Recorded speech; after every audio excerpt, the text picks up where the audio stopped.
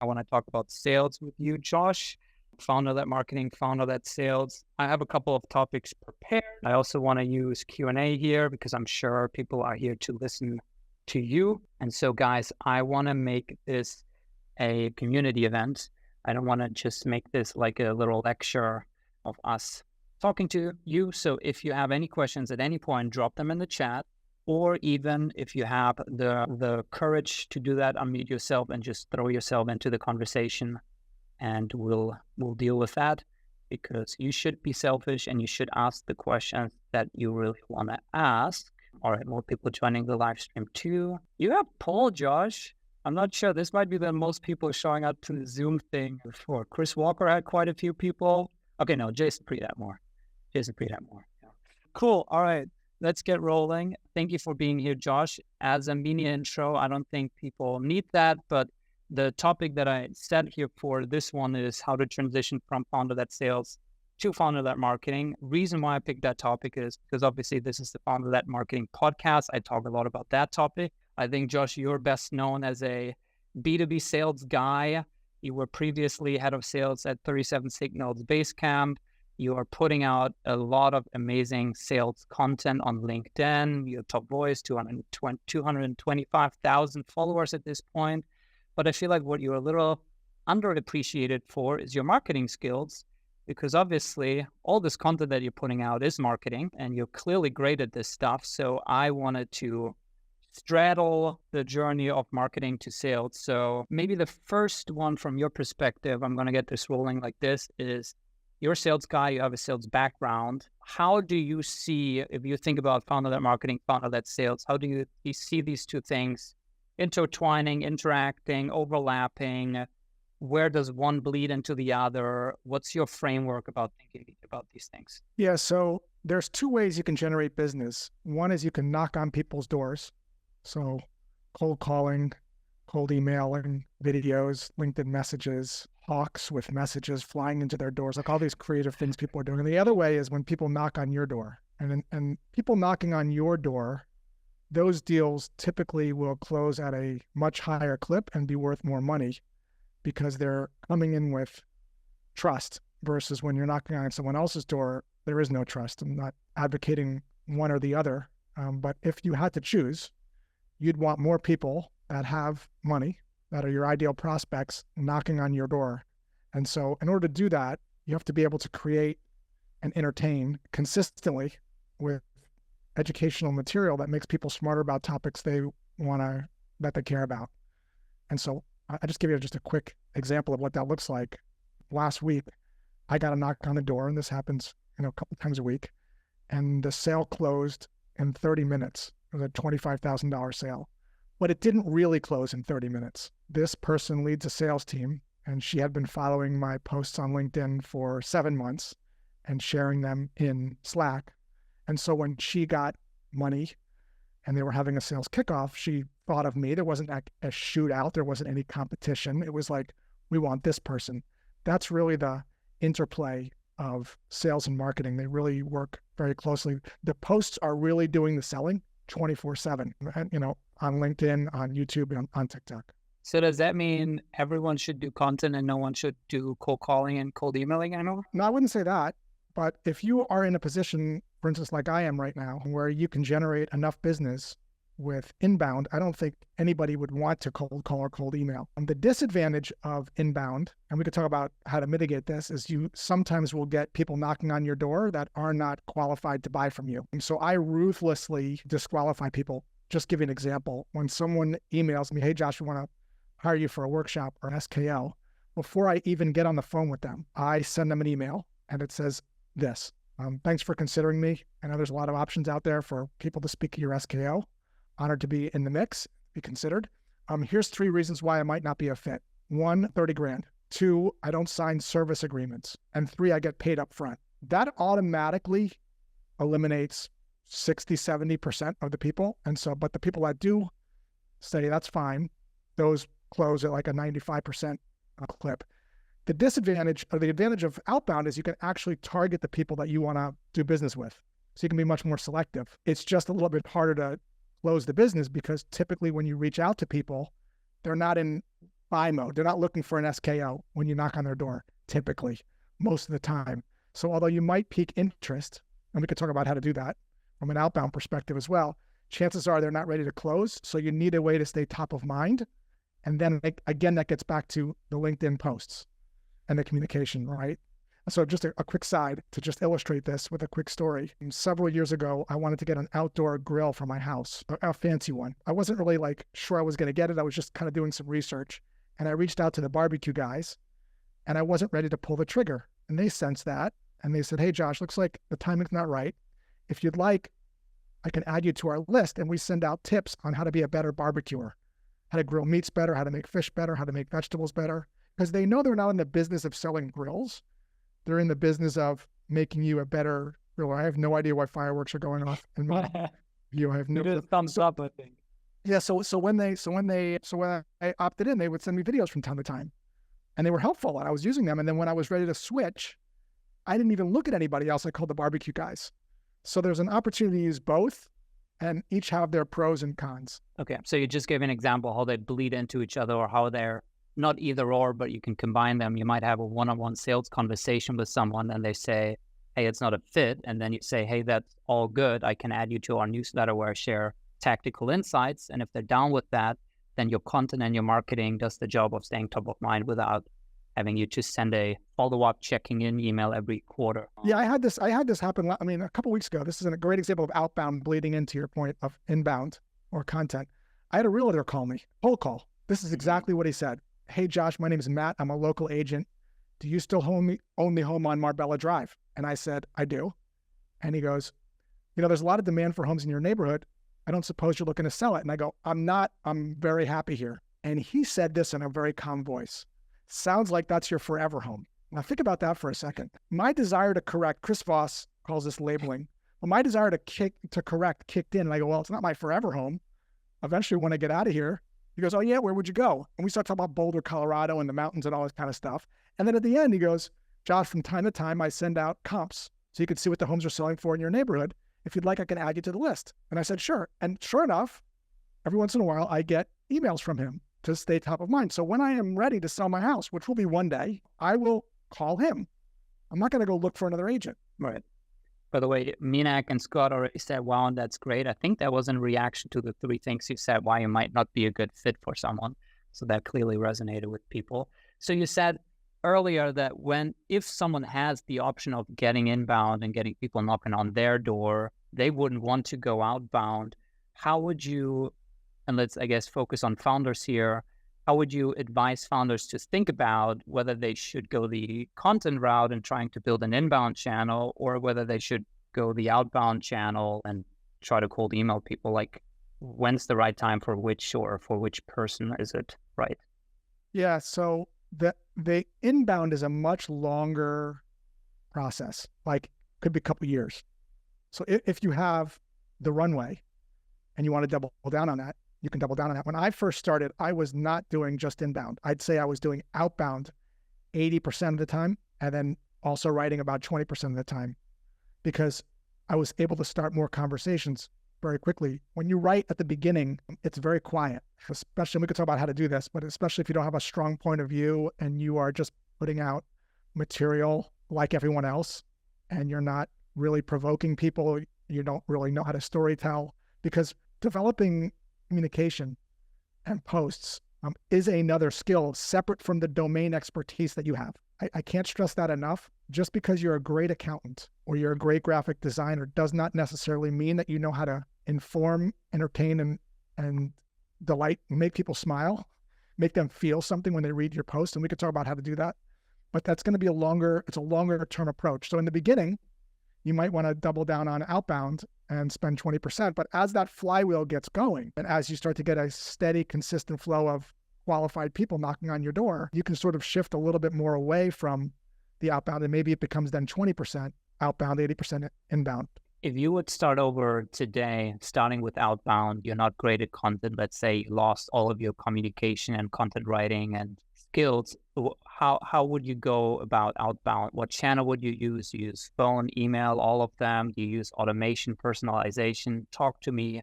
in the sea of all the options, how would you think about what to go So with? this is my favorite question of all time because it's a terrible question. It's like saying, if you're going to go ahead and create a story, should you use a book? Should you use video? Should you go to film? So the medium doesn't matter. What matters is the message. So the question we have to be asking is, what can we say to pique people's curiosity in a sea where everyone's trying to get attention? So I'll give you an example of how to do that very specifically, and then we can reverse engineer it because it really speaks to the approach. So several years ago, I was in the mall with my wife and I did not need anything. We were going to grab dinner at True Food afterwards. To kill some time, I just walked into a Fit to Run store, not needing anything. If the store associate approached me and said, "Can I help you?" What do you think I would have said, Finn? No, I'm good. I'm good. If she said, "Do you have any problems with your sneakers?" What do you think I would have said? I'm good. If she said, "We just got these new Brooks sneakers in the store with a light carbon sole, and I show them to you," what do you think I would have said? Pack them in. She didn't do any of those things. Instead, she looked down at my sneakers and she said, "Are you a runner?" I go, "I am." She goes, "Training for any races?" And I said, "Actually, I'm training for a half marathon." And she said, "You've probably had a running gait test." And I said, "What's that?" And moments later, I'm on a treadmill in the store. I actually have video of this if you want to see it. She freezes the frame, zooms into my ankles, and she goes, "Do you notice that your ankles are overpronating when you run?" And I said, "Yeah, so?" She goes, "Well, the problem is if you run in sneakers that are not made for pronated feet, you increase the chances of getting injured, like things like plantar fasciitis and runner's knee. If you'd like, I could take a look at your sneakers to see if they're made for pronated feet." And about 3 minutes later, I was spending $180 on new sneakers and insoles. Here's the lesson. No matter what you sell, people have sneakers. And most people doing outbound try to sell sneakers to the people that have sneakers. So in order for you to stand out in the sea of sameness, you have to shine a light in a non-salesy way on a meaningfully different idea related to a problem with the current way. I call this the cost of waiting, the waiting tax. If someone does nothing and they run in their sneakers, what terrible, no good, very bad thing might happen? And the reason I'm focusing on the waiting tax or the cost of doing nothing is because of how people are psychologically wired. The other week, I was doing a sales workshop for 300 people, and I said, "Who wants to place a bet with me? It's $1,000. I took out $1,000, $100 bills. I go, heads, I give you $1,000. Tails, you Venmo me $1,000. And I had them pick up their Venmo account, and there was no takers. That's because it's cool to win 1,000, but man, does it hurt to lose 1,000. So we have to figure out what is the potential problem with the current way. So it can't be faster sneakers, which is about 98% of the pitches. When people pitch me, they're pitching me things as if I've never heard of podcast editing before. I edit podcasts. What's the problem with my current podcast solution? If I do nothing, what happens? You got to kind of make it bleed a little bit. And the way you do that is you ask questions that make people think differently about their current solution. Here's an example for something called a grit guard. I was making a cold call. "Josh, looks like you love to wash your car. You use one bucket or two buckets when you wash your car?" "One bucket." You know, I often hear that when you use one bucket, grit can settle to the bottom of the bucket and get trapped in the sponge and scratch your car. How are you making sure that doesn't happen when you wash your car? Shut the mouth. See, I'm not pitching in that scenario. I'm asking a question that makes the prospect scratch their head and think, I'm not sure. So again, it's less about the medium, cold email, cold call, and more about the perspective and the cost of inaction and being able to use messaging that get people to think, I'm not sure. What do you mean? What's your take? And because I feel like you have a different take here on all this AI, ChatGPT, people getting obsessed about how to, scrape this and then create an icebreaker with AI and scale it and no one touches it. And you're sending out 1,000 emails a day. And what's your take on all that new tech? I watched Apple's conference the other day. They rolled out this new AI. And I'm like, really? We're like sending memes with it? We're like auto-responding to text messages? We're like sending text on delay? Like all this stuff. I'm like, why? This is such a unique opportunity to not get caught up in the hype cycle, because I get these automated emails all the time from AI and they always sound the same. "Josh, loved your post on this. You're the best thing ever. We sell this thing." And they're sort of devoid of caring. So what I'm suggesting here is if you actually have a smaller list of people you want to reach out to and you actually care about the people that you're reaching out to because you've actually done some research and you have a hypothesis about the cost of inaction or the waiting tax, that stands out in the sea. You don't need to hit people in the face with 12 emails. You can simply send 3 or 4. And if you slow down, you'll send less, but your response rates will be higher. And it'll also feel better on your soul. So I would skip, the ChatGPT is good for doing some research. Like if you have no idea about your ICP, before ChatGPT, I would start to read customer success stories and I would look for quotes that customers said, not what ChatGPT said. So for instance, Captivate IQ does this commission software and they have a great case studies of what sucked before people switched. And they're very rich language. You know, we were copying and pasting Google Sheets into Excel sheets and the calculations were getting errors and people were knocking on our doors disputing all these charges. You can just lift that and put it in a cold email. John, looks like you manage 40 teams. You shouldn't have to copy and paste Excel pages to determine payouts, right? So you can use the customer success. Those words from customers are far better than what ChatGPT is going to generate. ChatGPT will give you a lay of the land, some broad brush strokes, but the messaging is not written. It's actually found, and it's not found in ChatGPT or AI. It's actually found in the words of the customers that you can mine from doing customer interviews. This is a thing you talk about that I learned from you, which is customer lingo doc, which is just a document that collects, and I have it. It's 3 pages long, and it's just a bullet pointed list, all the little phrases and sentences that our prospects say word by word when they speak about the product that we sell, the problem that they had, why they switched to us, why they're considering it. And I just use it in our marketing, on our website, in our ads, and it's super powerful. And I think what people also don't realize with ChatGPT is if you feed a transcript of a call to ChatGPT and you say, hey, can you please summarize it and pick out the best bits, it will actually vanilla your language where it actually doesn't pick out the exact word by word thing unless you get really smart with prompting, and it's going to make it some like generalized vanilla version of the same statement, which at that point it's not working anymore. Yeah, it's really nuanced. There was a time when I was looking for a triathlon coach and we were on a call, like I guess a discovery call or whatever, and he's like, so Josh, typically when people are training for these Ironmans, they're like putting in like 25 or sometimes 22 hours a week. You're married. I call that divorce by triathlon. I'm like, that is brilliant. Like, where did you, like that? That's emotional, right? That's ChatGPT is not generating that. He goes, oh, I had a customer. When they hired me, that's why they hired me, because I needed to still do the race, but I don't want to get like strained on my family. Like that's something every triathlete can relate to that is married and has a family. Like that's the kind of stuff that you're only going to get out of someone's mouth. And that's the stuff that's going to hit people, viscerally. So I call the lingo library. Start collecting customer quotes about what I call the before story. All right, I'm getting you to talk about sales. I want to get you into the marketing area. So your content is amazing. I mean, I think everyone here says, I think Caroline even said, I'm from Kentucky, been an SDR role for almost 3 years and I love it. I follow Josh on LinkedIn and value his coaching and perspective. And she'll be transitioning to a product marketing role in the near future, trying to soak up as much as possible. Have you always been this good at content, communication, writing? Like, where does that come from?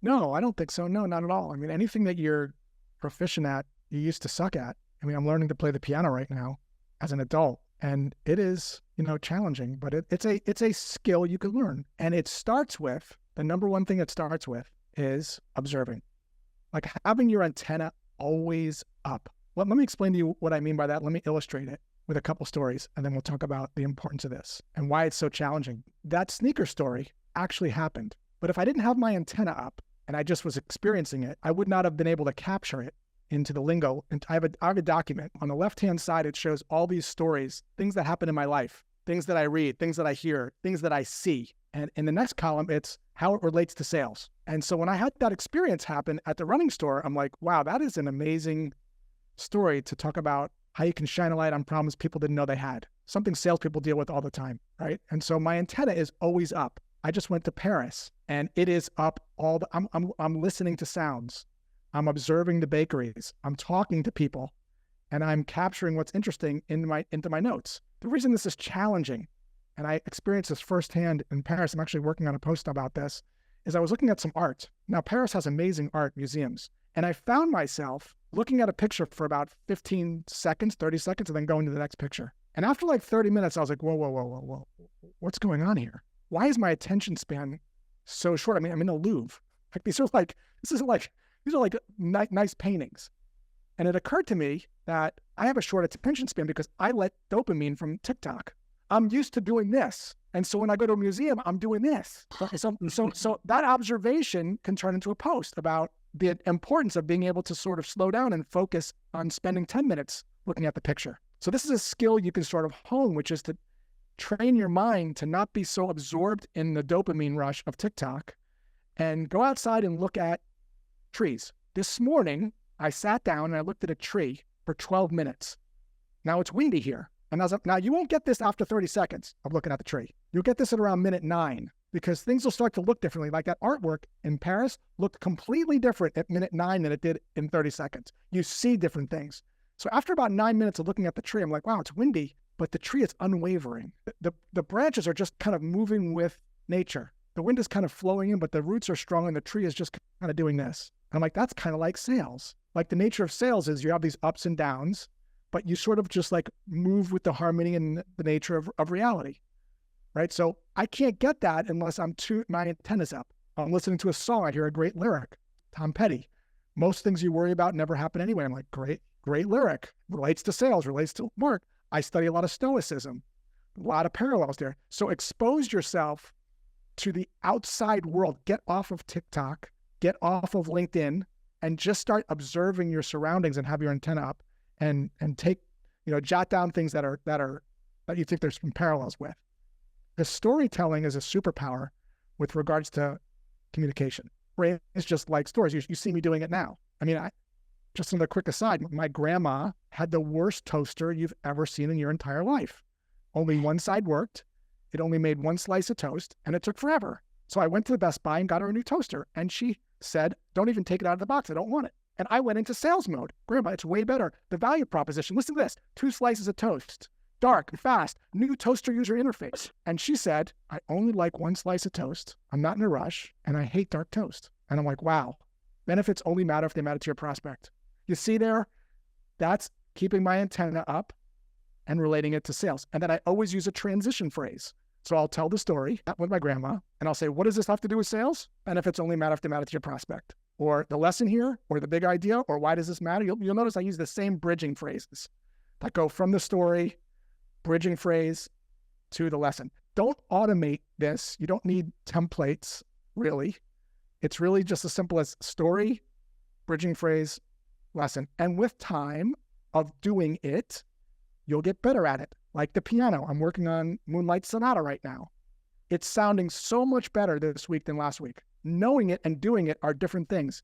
You don't have to ask for advice on how to play the piano. You already know how to play the notes on Moonlight Sonata. There's 50,000 YouTube tutorials. That's the easy part. Sitting down and actually working on it every day is where you're going to just get better. You just will. But don't wait for you don't need a course. You don't need a template thing. You just got to start writing. Yeah. But by the way, Lupstang, I really appreciate you turning on your video. It can always get a little lonely here in these things. So if John, Sadia, Robert, Rachel, Nick, Greg, Madeline, if Josh added any amount of value to you at this point, feel free and turn on your video so we don't feel as lonely in here. Is there anything to say about cultivating that? There we go. Hey, John. Hey, Caroline. Good to see you guys. In a world of TikTok, is there anything to say about how to cultivate this attention, this? Yes. I'm very interested in this topic, actually. I think it's a big problem. I've noticed in myself and even in my friends that these platforms, and this is not a surprise to you, TikTok, LinkedIn, they're very seductive. And so what ends up happening is the dopamine receptors need new stimulation. And so most of the response to that has been defensive. Monitor your time, put blockers on stuff, but I would press you to look at this offensively. You're not going to be able to stop the simulation coming in, but what you can do offensively is what I suggested earlier, is to get out into the world and observe things for 10 minutes. Like look at a flower for 10 minutes. When you're walking with Paris, a game that my wife and I played, which was, let's see how many people that are dressed that we would never dress like. People that would dress that we would dress like. Let's see if we can find the coolest people. What this is doing is it's teaching you to be aware of the real world, not the metaverse, not in goggles, not in TikTok. And I have found that this requires some work now. because stuff like this, what we're doing now, it's very seductive. And I was kind of surprised about how much time I was spending sucked into this vortex. And so every day now I spend 35, 45, 50 minutes, sometimes an hour, just trying to get out and reprogram my brain in that way a little bit. I think the fallacy that I'm trying to reprogram a little bit is that I feel like we live in such a fast world where you always can feel behind because you know about everyone else and always someone with a bigger business, better career, happier life, nicer pictures on Instagram. And so I sometimes think that if I just watch 30 videos on YouTube, I'll learn more and keep scrolling. But really, if you instead sit down and just slowly read 2 pages of a book and you stop every 2 sentences and you reflect on them and you stare out of the window, that's actually where you learn more. But it doesn't feel like you learn more because it's slower and you don't have this, I just completed 30 videos and there's all these inputs.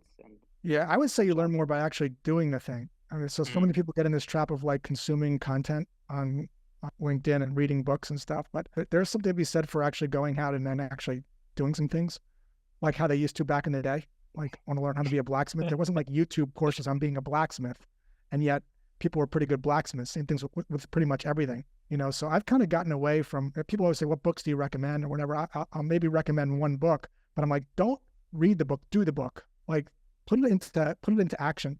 You know, I do over IQ, because again, these things, learning is satisfying. It kind of scratches an itch, but sometimes we spend so much time learning and reading that it leaves very little time for doing.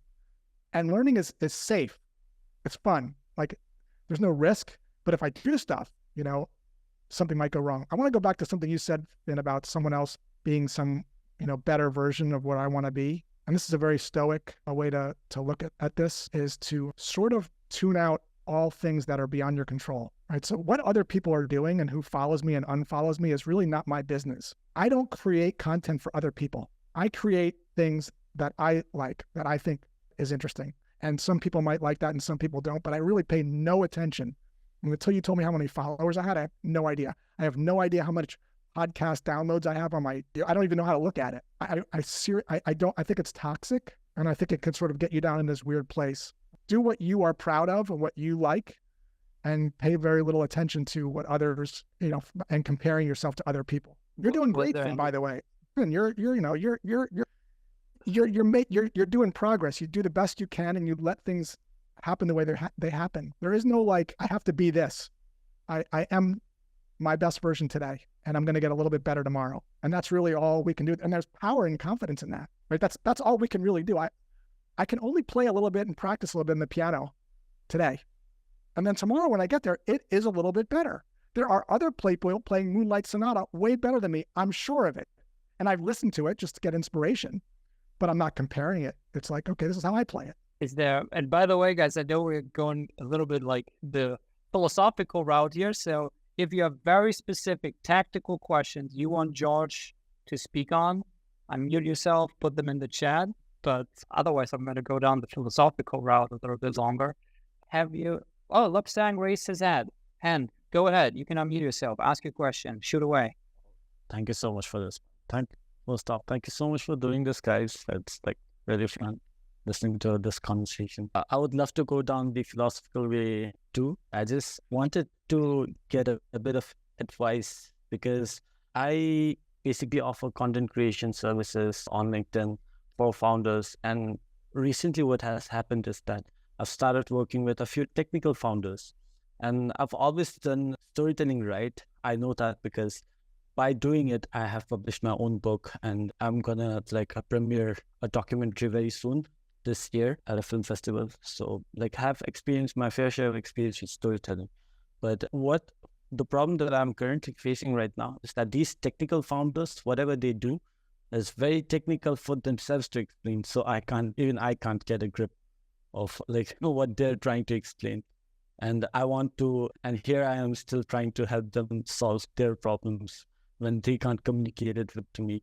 So how do I bridge that gap and reach a better, place of convenience so that I can help them better? What do you think your theory is on why that's happening? I honestly think it's mostly because the people themselves, they're not clear on the problem they're trying to solve.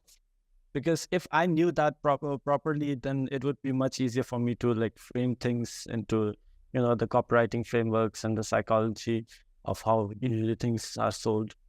Okay, I want to just go into a sidebar, and I want someone to notice what I just did there. Did I try to solve the problem? What did I ask? So you're going to hear this a lot as a marketer and sales. Someone's going to unload on you like this, and you're going to want to be the solver. Well, you got to do this. You're going to want to have all the answers. Turns out that people have the answers, but you have to ask the right question. So what's your theory on why that is? And he just articulated it beautifully.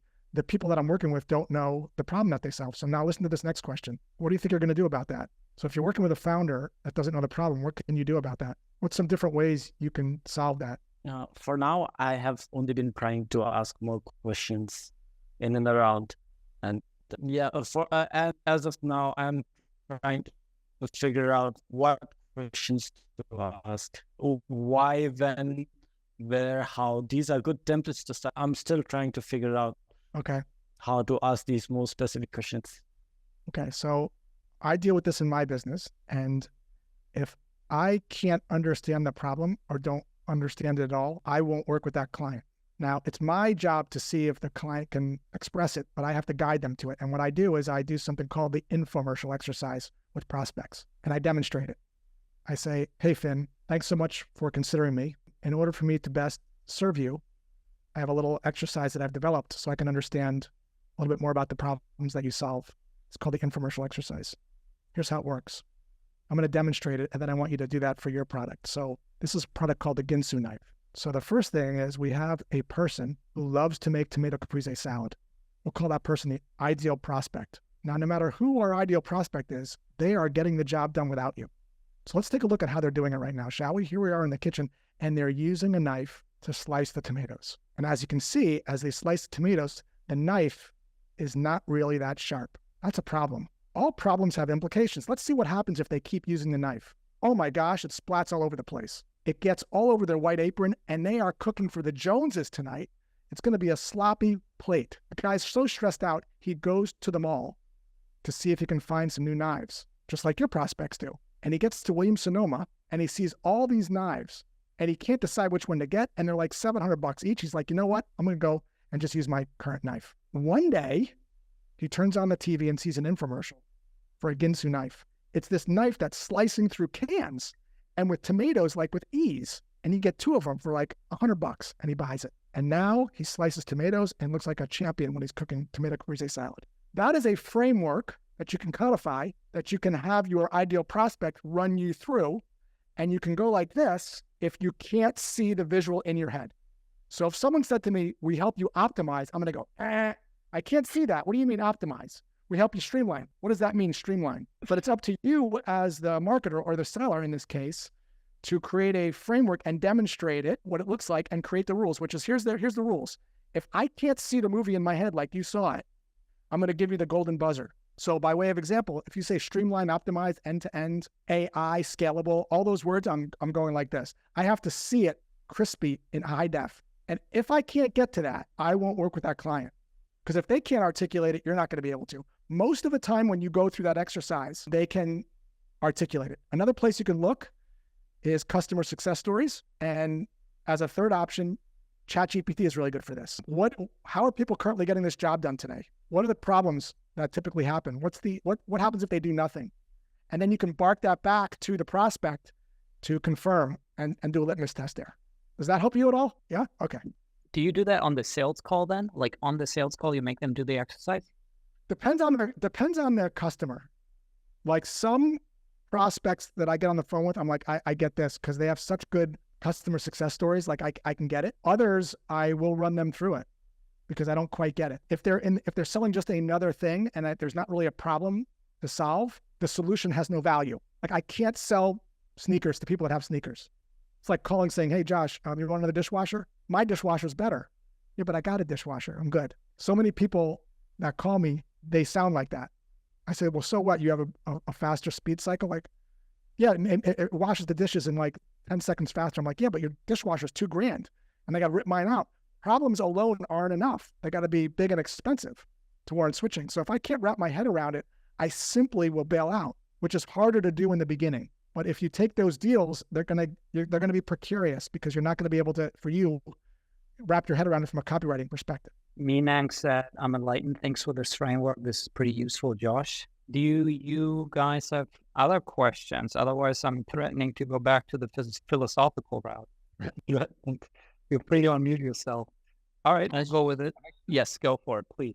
Josh, do you feel like when you hear those buzzwords, the streamline, automate, end to end, that it's an immediate like turn off, done talking, done conversation, or is it dependent? No, it's never done. So what I'll do is I'll set expectations first. I'll model it. It's in the form of the infomercial exercise. So if I hear words like streamline or optimize, I'm going to go like this. It doesn't mean we're done talking, but it means that we have to do it in a way where I could visually see it. So I demonstrated with the tomato example. Chances are you probably saw in your head the splatting tomato. Like it was very visceral. They kind of get that. So as a teacher, you have to teach it and demonstrate it and say, this is what I'm not looking for. So when they say it and you just go like this, they're like, and then they'll self-correct. But no, it's not like we're getting off the phone. It's just like, because this is another skill. A lot of people have a hard time doing it. So as a teacher, which is what you are teaching it, you're modeling it, you're setting up the rules, then you're letting them try it, and then you're gingerly, correcting in a loving way. I do it funny, and then they're like, oh, I said streamline again. Sorry, I can't. Did that help you at all, Caroline? I just had a cold. I'm trying to add and taking a while. Yes, it did. Yes. Thank you so much. Anything else, Caroline, from you? Any other questions, Caroline? No, that's great. Thank you. Okay, you got it. So how many founders, what's your sense, what's the percentage of founder who can do this with a little bit of guidance, and how many will not get there because they just don't have that vision in their head themselves? Well, I don't work with founders, but it's not a founder question. Here's the thing. You've never been taught how to explain. Founders have never been taught how to explain. No one's been taught how to explain things in ways that invite people to care and motivate them to want to learn more. So if I asked all of you right now, what do? You would probably have a hard time answering that in a way that would inspire me to care and motivate me to want to learn more. Until you realize that explanation is a skill that can be learned and mastered, you can't get better at it. Like when I go to a networking event and I ask people what they do, I don't understand anything. We're like masterclass on steroids. What is that? I don't know. We're like the this of that. What is that? So I teach a framework on how to explain what you do in a compelling way. I'll demonstrate it for you. Like an easy example for Uber that you can apply to anything. We're going to start with the problem. So you know how it's 5 o'clock or it's raining and snowing, you're trying to get a cab downtown, you can't get one, and you're frustrated because you're going to be late for your meeting? That's the problem. With Uber, you press a button, and in 15 minutes, a Mercedes takes you to where you want to go without you having to take out your wallet. That's a framework. That's how you explain what you do. Example for a washing machine. You know how when you wash your clothes, you got to beat them against a rock? It takes like 45 minutes. With a washing machine, you put them in this magic box with a little liquid, and 45 minutes later, they come out clean. How are you washing your clothes today? Example for phone-ready leads. You know how you make 50 cold calls and you only connect with 1 or 2 people? Even if you have direct phone numbers, most people don't pick up the phone. With phone-ready leads, you make the same 50 dials, but have 12 to 15 conversations instead of 1 or 2. You see that? You could fit it into anything. Now you've been taught a framework. That's the easy part. That's like learning the notes to Moonlight Sonata. That's the easy part. I know where the notes are. Now you got to write it out for your business, and you got to just practice that 7 or 8 times into a mirror, into a recorder. And then anytime anyone asks you that question, you will be able to have an elegant response. Same thing with objections. It's always wild to me. I go in these workshops and I'll hold up math cards. I go, guys, shout out the answer. 5 times 5, everyone, 25. 6 times 5, 30. Send me some information. Deer in the headlights. Why? You know it's coming, so you should have a response for it. So I have a set of flashcards that I developed. 42 things prospects always say. And I just memorized them. And now they just roll off my tongue. I'm never rattled by anything anyone says because I've just not bright or smart. I just had repetition. I just practiced. Josh, I'm not interested. That's okay. I know you didn't ask me to call you. Before we hang up, if I'm not asking too much, is it because my timing's bad or is this just not relevant for you? So everything's like that. It's less about the information and more about like getting the reps in. So you said it's about getting the reps in. It's about IDO over IQ. This really comes down to communication. A lot of people are just not great at communicating, but we're all communicating every day. So we're doing it a lot in email and Slack on these things. So how come we're not all great at it if we do it all? How come we're not great at playing piano? You can't get better at something you haven't been taught what good is and practiced. This isn't just about communicating. This is about anything.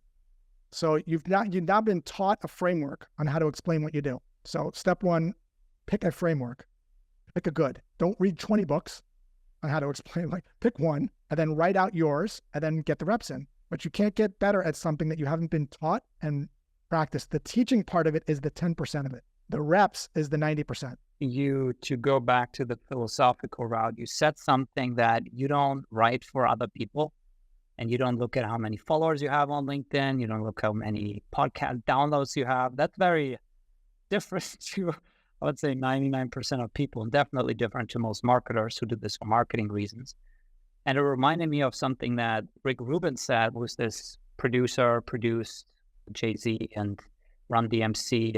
And he said, true art is when you do it for yourself and not for other people. And so in a sense, you're a true artist. And I think Jason Fried feels similar. And that's the type of people that I feel like I respect and admire and look up to. They seem to not kind of do it for the accolades or the attention. They kind of do it because they love the craft. Where is that coming from? Did you cultivate that? Did you have a moment in life where you decided, you know what, I'm not going to please people anymore? Like, help someone like me who maybe wants to get there, but who is not there. Like, I definitely care about what other people think. I definitely look at the amount of followers that I have. How do I get there? So this is a journey, and this is all grounded in Stoicism. So if I had to summarize Stoicism in one sentence, it would be this: tune in what you control, tune out what you don't. Like I'll just this is not just a business thing. This is a way of going through life. I was taking a walk this morning with my dog, and a woman that lives in my neighborhood stopped me. We have a conversation. She's a teacher. And I go, how's it going? She goes, I'm so pissed off. I go, oh, what's wrong, Beth? She goes, these parents told me I'd be able to tutor their kid. It's going to be some extra money for me. And last week they called me and they said they don't want the tutoring anymore. Their grandma's going to tutor the kid in reading. Freaking crazy. They told me they would do it. And she is so angry and upset because what she fails to understand is the way the world works, the reality of the world is people say they're going to do things and they don't do them. And when we have expectations of how we think things should be, we suffer. If you think there's not going to be dog poo at a dog park because everyone's going to pick it up, you are going to be you're going to be disappointed, because a world without dog poo at a dog park is impossible. So you sort of like understand that life has an ebb and flow. If you go look at the ocean for a while, more than 10 seconds, and there's no swiping at the beach, you'll notice the waves, they come in and they go out. The leaves go in and then go out. Everything is coming and going all the time. So you realize that there's a gain and a loss, a rhythm to everything.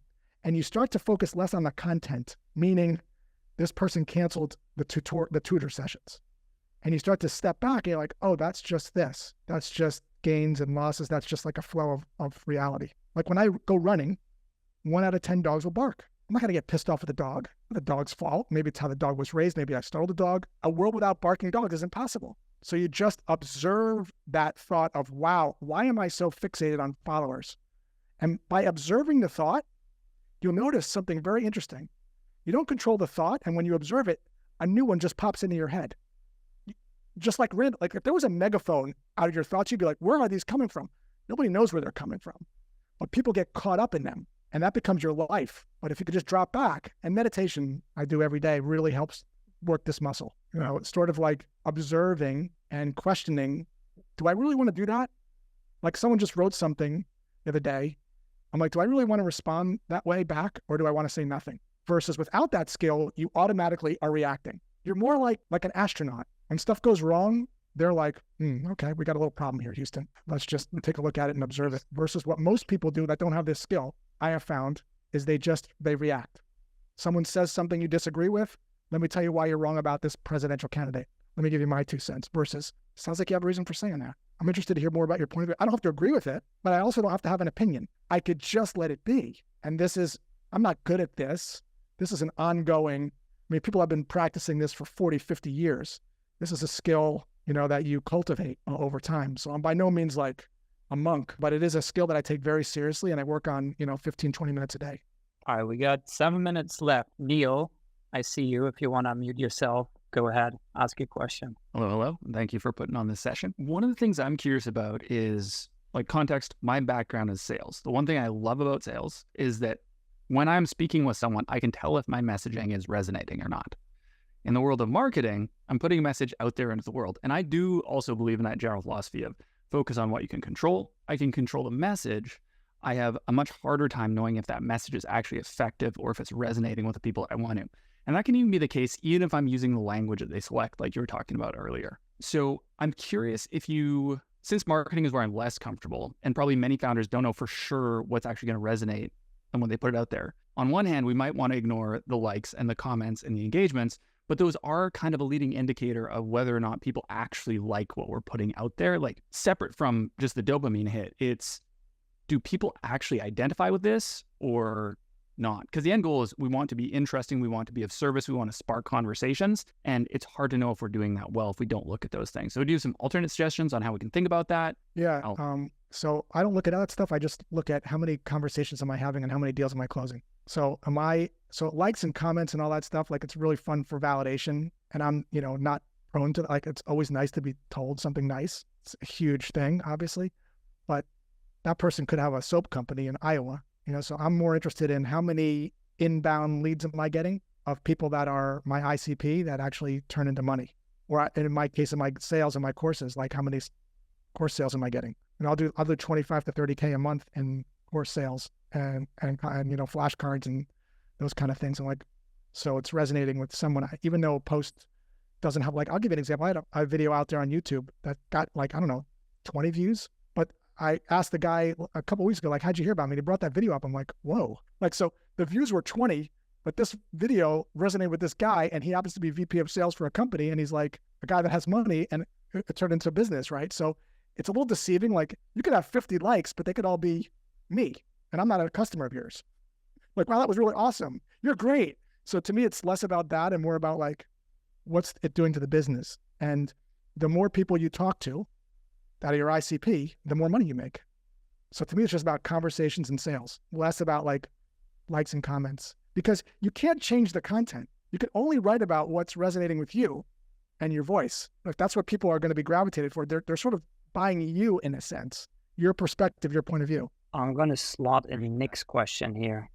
Nick said, can you talk about the framework you have for creating content? How do you balance creating a piece that is related to what you do while also making it interesting enough to actually get people's attention? So let's take away from I want to get everyone's attention, because what's going to happen there is when you don't get everyone's attention, you're going to be suffering. So let's start there with let's take that out of the equation.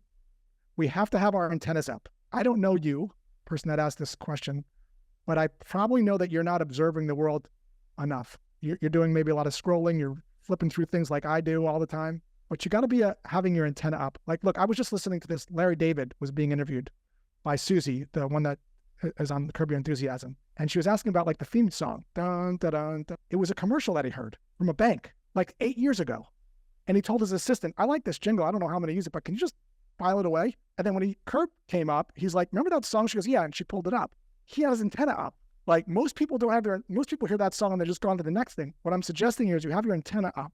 You capture those things in a doc. I have a document called Story, something I read, something I heard, something I saw, something my wife did, with the Z-Biotics thing. It was a couple weeks ago.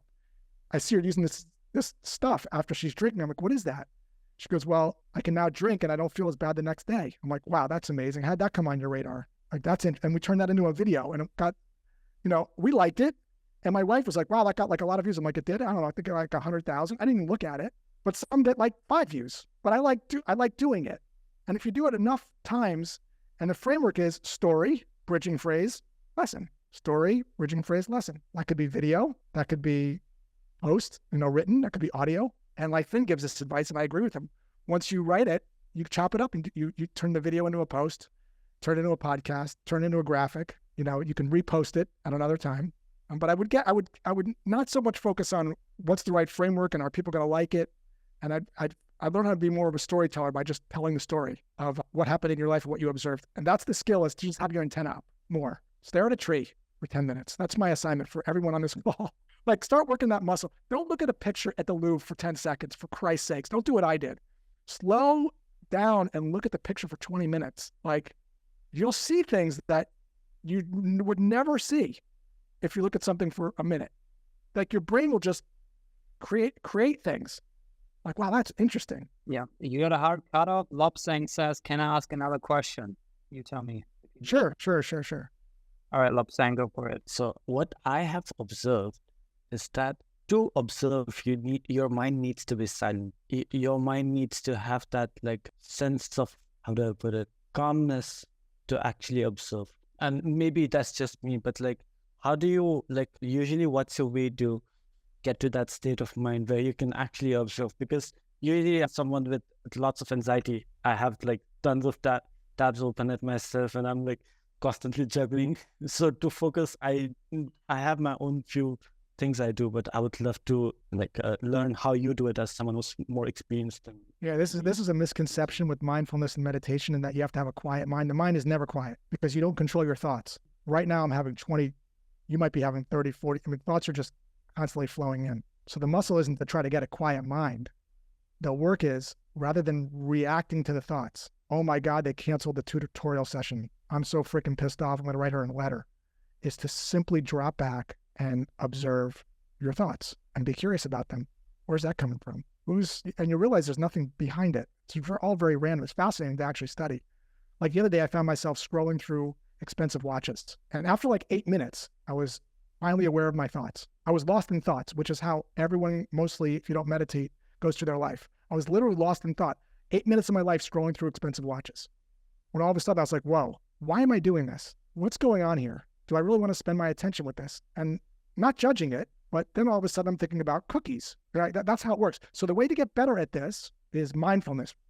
So I use an app called Waking Up by Sam Harris. It's wonderful. It's meditations. There's also some lectures in there, but 15, 20 minutes. I also do transcendental meditation, but you got to do that. It's not like a one-day thing. It's a practice like brushing your teeth, but your mind doesn't ever get quiet. You just are more observant of it and not caught up in it. You're not lost in thoughts. And what I do as a practice for me is, I'm now at this point where, how many observations can I make in a day where I'm actually cognizant of my thinking? Like, I'm aware that I'm thinking of this versus lost in thought. So I like to play a little game with myself. I'm thinking about my thinking here. I've done that 7 times. In my mind, I'm like, because I really want to develop it. Sometimes I'm lost in thought for 3 days looking at watches. Then I snap out of it. Before it was years, so I don't think there's a better use of time, in my opinion, than getting an understanding of how your mind works. And that Waking Up app, I'm not affiliated with it at all, but it's phenomenal, by Sam Harris. If you'd like a free 30-day trial, I can give you one. I have a link. And again, I'm not affiliated with it, but if you shoot me up at josh@joshbraun.com, I'll give you a link to it if you want to download it and try it. There you go. You can also pitch them now. He reads them because he observes them and turns them into LinkedIn posts with his lessons about the pitch that he got.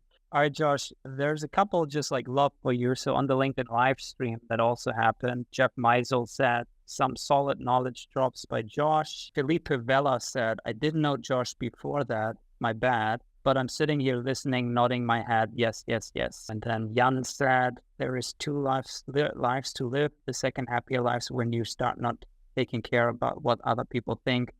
The question is how early you want to decide to start it. I guess this is just a quote and reaction to what you said. Not sure who said it, but it helped me a lot. Took me a while to come quite close to starting the second. So Josh, thank you so much for joining. I had a blast. Guys, if you want to just drop in what you learned today, your biggest takeaway. Minang said that he took the assignment noted, not scroll all day. So he'll work on that. I think you inspired a couple of people here to start paying more attention. So thank you so much, Josh, for being awesome. And guys, thank you guys for joining. Take care, guys. Thanks for the invite, Finn. Take care. Awesome. All right. Bye-bye, guys.